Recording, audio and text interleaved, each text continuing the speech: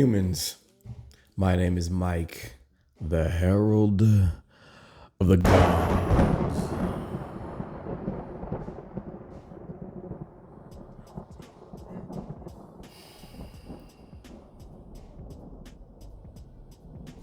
And welcome back to the Culture Gods channel. And man, Creature Commandos. So, what is it to Creature Commandos? Who are they? No one knows. I can promise you, just as little as y'all know about Creature Commandos, I know about the same amount. Actually, growing up, I kind of knew what Creature Commandos was, for real. I knew of them, but you know, you talk about like C-list characters and C-list anti-heroes. Basically, that's what Creature Commandos was growing up. No one gave a fuck about Creature Commandos. It was like, you know, there's, you know, Justice League and there's Avengers, and, you know, X-Men, then there's X Factor. Like, they're not even C-listers, you know what I'm saying? But anyway, the Creature Commandos is a new series coming out by James Gunn. It's actually, you know, James Gunn said that his entire universe, DC going forward, is all going to be connected. So the people that play the characters in the cartoon or the voice actors are going to be the same people that play in the live action, which is going to be interesting to see. And this is going to be his first kind of experiment with this shit. Now, this comes on off of the heels of the Peacemaker season 1. So he's keeping his promise to make everything connected, right? So this is coming off of Peacemaker season 1.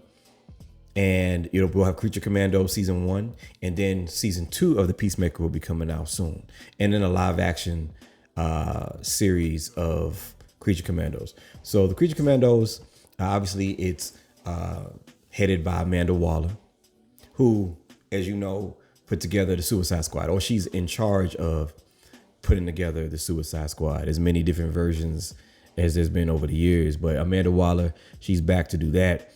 Then there's Bride of Frankenstein, of course, Dr. Phosphorus, the Weasel, and Dr. Mina Mazursky, G.I. Robot. And I think Rick Flag is the centerpiece of the whole thing. He runs point. He's a point guard, you know. What do I think about it? First of all, I saw, I didn't finish the interview, but I saw a recent DC panel with James Gunn. And he had some of the voice actors on there, and he was going into detail and talking about Creature Commandos, and he seems excited about it.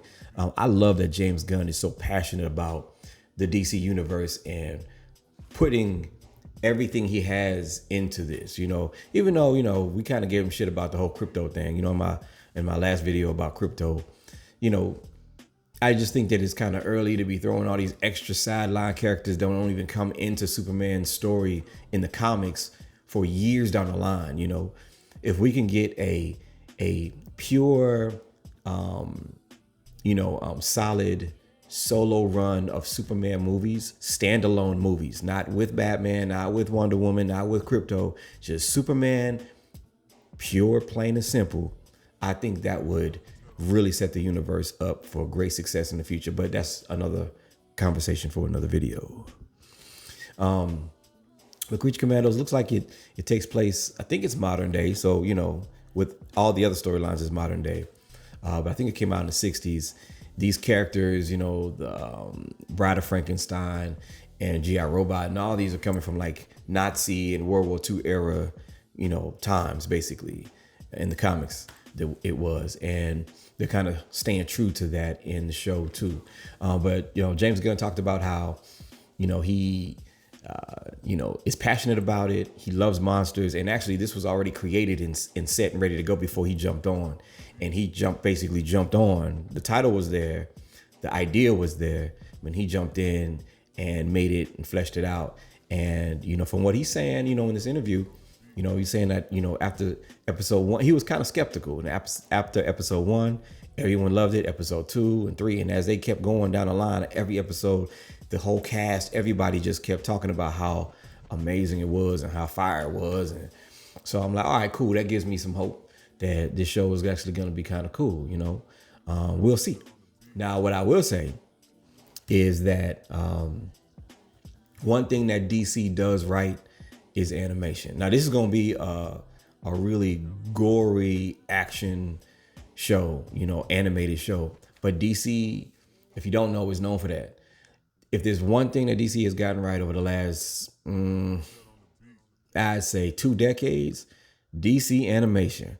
Boy, every single last one of them movies is a banger. Banger after banger. I'm talking about from back in, I think, started in like the early 2000s. You know, I think that it just wrapped up with the Tomorrowverse, which I did finish. And I need to do a video on that. That's coming soon too. But there's so much to it that I don't even want to jump into it right now. And James Gunn is starting it all over again. So I might not even do the video. We'll see. But one thing DC does really well is they're not afraid to push the envelope when it comes to R-rated content. You know, Marvel, you know, is under the DC umbrella. And yeah, that means more eyes are on it. And yeah, that means more money at the box office.